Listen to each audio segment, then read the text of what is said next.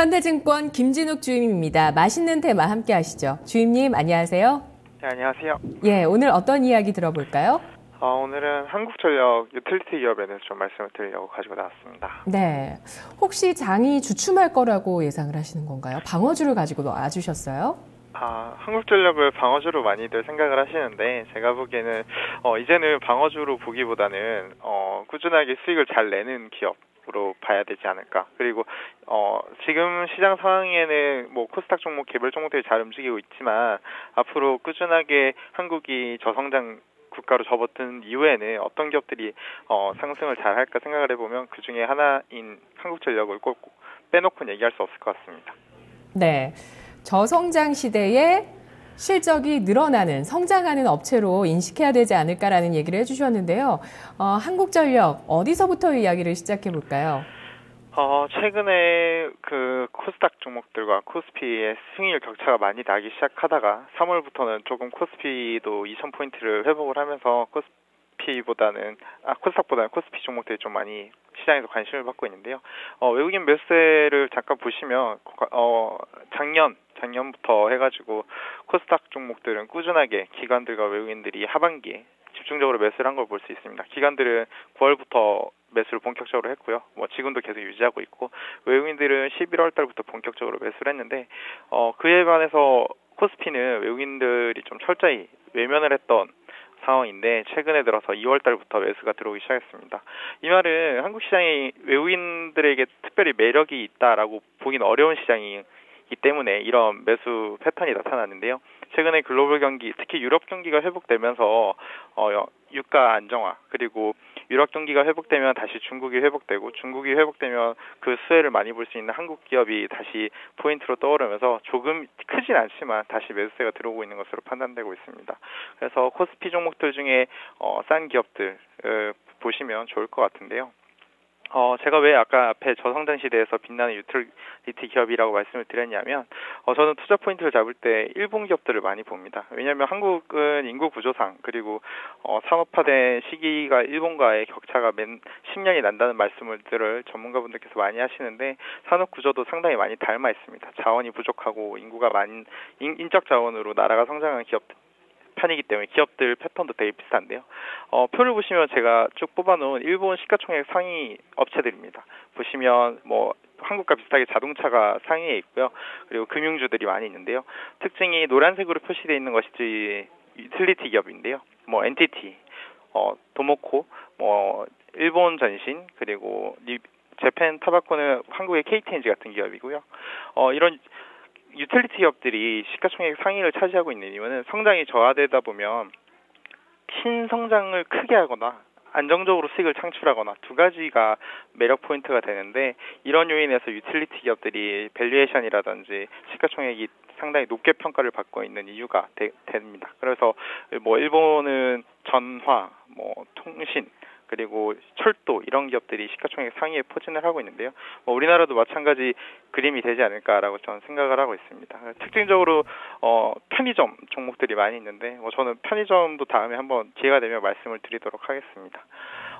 일단 본격적으로 한국전력을 매수를 해야 되는 이유를 말씀을 드리면 일단 원료인 화석연료 가격이 안정되고 있습니다. 왼쪽은 WTI, 서부 텍사스유를 말하고 있는데 아시다시피 거의 유가는 배럴당 110불에서 지금 44불까지 떨어졌다 최근에 50불에서 박스권을 보이고 있고요. 가장 큰 원료를 차지하고 있는 석탄 부분을 보시면 이건 뉴캐슬 코일 가격인데요. 거의 유가랑 비슷한 흐름을 보여주고 있습니다. 2011년부터 2015년까지 줄곧 하락만 했고요. 최근에 조금 반등이 나오긴 했으나 다시 유가와 같은 흐름을 보여주고 있습니다. 이렇게 투입 단가가 낮아졌기 때문에 이렇게 화석 연료를 토대로 전기를 만드는 한국전력은 투입 매입 단가가 많이 낮아져 있기 때문에 앞으로 마진폭을 좀 더 가져갈 수 있다고 보시면 좋을 것 같고요. 그 가장 그러니까 화석 연료도 싸긴 하지만 화석 연료보다 더 싼 원전이 이용률이 바닥을 찍었다고 보시면 좋을 것 같은데요. 2013년에 원전이 오래되면서 그리고 정지를 시키면서 원전 가동률이 떨어지면서 한전이 좀 부담이 있었습니다. 근데 2014년 들어서 다시 이용률이 회복이 됐기 때문에 연간으로는 원전 이용률이 다시 증가 추세로 접어들었다고 보시면 좋을 것 같고요. 이 화석연료 가격이 싸지고 원전 가동률이 올라왔다는 말은 한국전력이 싸게 전력을 생산할 수 있다라고 이해를 하시면 좋을 것 같습니다. 예, 말씀해 주셨던 두 가지 한국전력에 매수해야 되는 이유 이 두 가지는 좀 지금 실적에 있어서 반영되는 비용을 통제할 수 있는 대목들이 나타나고 있다는 말씀이신 거죠? 네, 맞습니다. 예, 자 그러면 한국전력 주가를 보면 지난해에 상승 추세를 탔어요. 그런데 또 12월, 1월 동안은 또 하락세를 타면서 추세를 벗어나나 우려감이 좀 나왔었고요. 다시 이제 추세에 복귀하는 흐름을 보여주고 있는 모습인데요. 이렇게 두 달 동안 조정을 받았던 특별한 이유가 있었을까라는 생각도 들고요. 또 이 저유가의 수혜주라고 하셨는데 또 최근에 나오고 있는 말이 이 유가가 하락했기 때문에 도시가스 요금을 인하되지 않겠느냐라는 정부 쪽의 얘기가 나오고 있거든요. 그래서 요금 인하의 압력을 받는다면 리스크가 되지 않을까 이런 생각도 들어요. 많은 분들께서 정부가 요금 규제를 통해서 다시 이제 요금 인하를 할 수 있다라고 밝혔는데 저는 이거가 정부 말은 했지만 실질적으로 행동을 옮기기 되게 어렵다고 말씀을 드리고 싶은 게 한국전력이나 국영기업 같은 경우에는 이런 화석연료 같은 계약을 맺을 때 연 단위로 맺습니다. 그래서 정유사처럼 실시간으로 유가가 떨어진다고 전기 가격을 낮추고 하기가 되게 어려운 부분이고요. 두 번째 부분은 우리나라 전기 가격은 전 세계 어느 나라를 비교해도 가장 싼 편입니다. 표를 보시면 한국이 100이라고 기준을 잡았을 때 산업 부분은 이탈리아와 4배 차이가 나고요. 가까운 일본과는 2.5배가 차이 납니다. 그러니까 한국은 전력을 엄청 싸게 쓰고 있는 나라라고 보시면 되는데요. 아무래도 한국 특성상 이렇게 전기는 유틸리티이기 때문에 과거부터 국민에게 싼 전기를 제공하자. 그리고 산업 부분에서 전기는 매우 큰 비용을 차지하는 제철이나 화학 같은 경우에 전기값이 원가에서 많이 차지하기 때문에 어떻게 보면 2차 산업을 밀어주려고 정부의 의지가 좀 반영이 된 부분들이었는데요. 아직은 한국이 전력 가격을 본격적으로 인상을 시키지 않았지만 과거에 고유가 시대, 유가가 100불이 넘었을 때도 전기 가격을 상당히 싸게 잡아줬는데 이런 패러다임이 조금은 이제 바뀌기 시작하지 않을까라는 게 제 생각입니다. 지금 정부가 유가 규제를 다시 바꿀 수 있다라고 하긴 하지만 한국전력 같은 경우에는 과거에 유가가 비쌀 때도 전기는 쌌다라는 걸 생각을 하면 유가가 떨어졌다고 전기값을 내리느냐는 좀 의문표가 달 수 있겠네요. 네, 그럴 수 있겠네요. 근데 또 정부 차원에서 우리 내수 활성화하겠다, 국민 부담 줄여주기 위해서 우리나라만의 특성이 있는 거니까요. 네네네. 또 낮추겠다 한다면 또 그럴 가능성은 없을까요? 그래서 기관 투자자들이 한국전력을 좀 싫어하는 점이 조금 있습니다. 기관 투자자들이 한국전력을 잘 안 사는 이유가 이런 정부 규제 리스크가 항상 존재하는 기업이기 때문에 그런데요. 저는 그것보다는 실적 개선이 더 주가에 영향을 많이 준다고 판단을 하고 있어서 전기값을 4~5% 인하를 한다고 하더라도 그것을 상쇄할 수 있을 만큼의 실적 개선이 있기 때문에 이런 점들보다는 더 좋아지고 있는 점에 포인트를 줘야 되지 않나 싶습니다. 지금은 정부 규제보다는 실적 회복을 봐야 할 때라고 생각되고요. 정부의 세수 부족은 오히려 한전의 이런 실적 회복과 경영 정상화 속도에 더 박차를 가할 것이라고 보고 있는데요. 이유는 주주 현황을 보시면 한국전력 같은 경우에는 한국정책금융공사, 한국산업은행, 국민연금 같은 국가기업이 50% 이상을 점유하고 있는 기업입니다. 만약에 한국전력이 실적이 좋아진다면 세수 그리고 정부가 부족한 세수를 메꿀 수 있는 측면으로 이해를 하시면 되고 오히려 한국전력의 요금 인상이 있으면 있었지 인하 리스크는 그렇게 해봤자 몇 프로 되지 않을 거라고 저는 생각을 하고 있는데요. 이런 지금 한전 부지 매각을 통해서 현금 캐시플로우가 좋아지기 때문에 이 캐시플로우를 통해서 앞으로 할 것이 많아졌습니다.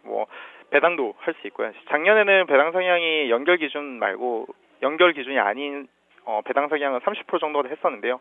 앞으로 현금 흐름이 좋아진다면 추가로 배당을 해서 이런 주요 주주들이 국가이기 때문에 배당 성향이 높아질 가능성이 매우 높다고 판단되고 있습니다. 한국전력을 좀 더 요약을 해서 말씀을 드리면 한국에서 가장 저평가된 유틸리티 기업이 아닌가 생각됩니다. PBR로 보든 EPS 기준으로, 실적 기준으로 보든 자산 가치로 보든 가장 싼 유틸리티 기업이고요. 그렇기 때문에 외국인들이 끊임없이 한국전력을 매수를 하는 것이 아닌가 생각하고 있습니다. 그러면 현재 PER이나 PBR 지표로 봤을 때 얼마나 저평가됐나요? 올해 좀 약간 실적이 유난히 잘 나오기도 하는데요. 왜냐하면 한전부지 매각을 통한 현금 유입이 있기 때문에 네. 올해 기준으로 펄을 하면 5배고요. PBR 기준으로 하면 0.5배입니다. 그러니까 이렇게 싼 우량주를 찾기가 어려울 정도로 저평가가 돼 있는데요. 아까 말씀드렸다시피 정부 규제 리스크가 있기 때문에 기관 주주들이 이제 좀 약간 관심을 받지 못하는 기업이 있기 때문에 이런 저평가가 유지되고 있지 않나. 그리고 실적이 좀 들쭉날쭉하긴 합니다. 유가가 어떻게 변화에 따라서 실적이 변할 수도 있고 정부 컨트롤을 받기 때문에 이익 측면을 예상하는 게 매우 어렵지만 자산가치 측면이라든지 배당 성향 그리고 화석연료 가격이 싸져 있다면 도입단가 가격이 낮아져 있다면 실적을 계속 잘 나올 수 있다는 게 한전의 특징입니다. 네네. 그 한전 부지 매각한 자금이 10조 원이 넘는데 이 부분이 올해의 실적에 반영이 되는군요. 나눠서 도입될 거고요. 그러면 앞으로 내년까지 또 계속 반영이 되는 건가요? 네, 나눠서 분할해서 이익에 반영이 될 겁니다. 예, 그러면 네. 어떤 그 이자 부담도 높은 기업이죠? 네, 아무래도 뭐 비용으로 처리하는 것들이 네. 대부분 많죠. 유보율은 아주 높네요. 네, 맞습니다. 네네, 그렇고요. 그런 부분들 좀 예상을 해주셨는데요. 어제도 사실 맛있는 테마에서 전 세계에서 가장 저평가된 철강주라면서 이게 저평가 모멘텀 얘기를 해주시면서 현대제철이 나왔었거든요. 요즘 그 전문가분들이 이런 쪽을 보시는 것 같아요. 저는 제철 쪽을 싸다고 생각을 하지 않는데 이유는 제철 같은 경우에는 EPS 때문인가요? 네. 그것보다는 한국에 있는 제철 기업들은 아무래도 철광석을 사와서 이렇게 다시 가공을 해야 되는 산업이기 때문에 그러니까 인도라든지 다른 국가에 있는 그러니까 원자재를 가지고 있는 제철 회사들이 많이 있거든요. 이런 기업들과 경쟁을 해서 살아남기에는 아직 시간이 좀 더 많이 필요하다는 게 제 생각입니다. 그래서 예. 제철은 싸다고 보기에는 좀 어렵지 않나 생각되는데요. 네. 알겠습니다. 우량하고 싼 기업 골라봤을 때 우리나라 증시 안에서 한국전력이라고 생각을 한다라고 얘기를 해주셨고요. 한국전력 올해 실적 개선세도 기대된다고 얘기해 주셨는데요.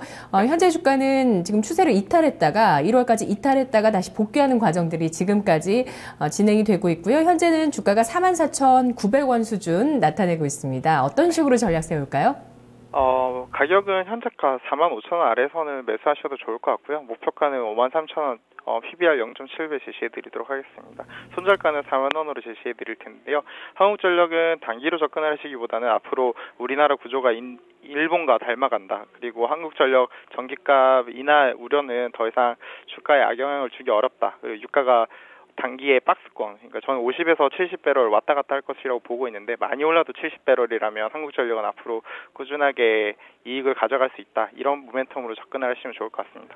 네, 알겠습니다. 잘 들었습니다. 네, 감사합니다. 고맙습니다. 시장의 분위기가 살아나면서 지금 저평가되어 있는 기업 중에서 투자할 종목들을 많이 골라내고 있는 것 같습니다. 맛있는 테마에서 그 강력한 스토리라고 얘기를 하면서 이런 부분들 어제 오늘 주목을 하고 있는데요. 하지만 어떤 섹터, 어떤 종목을 보느냐는 시각차가 존재하는 것 같습니다. 오늘 현대증권 김진욱 주임은 한국전력에 대한 이야기를 해주고 있는데요. 우리나라 특성상 전기요금이 싸다. 저유가 때문에 정부가 인하하면 어떡하죠? 라는 질문을 드렸는데 정부는 세수가 부족하기 때문에 아무래도 좀 더 한국전력을 정상화시키는 것에 주력을 할 것이다 라는 그 논리를 내세워 주셨어요. 설득력이 있죠. 그리고 추가적으로 배당을 늘린다는 것도 이 기업을 통해서 좀 현실화시킬 것이다 라는 얘기를 해주셨습니다. 한국전력에 숨겨져 있는 테마, 현재 PBR 0.5배, 저평가 매력, 저유가 수혜, 실적 개선세 지속이었습니다.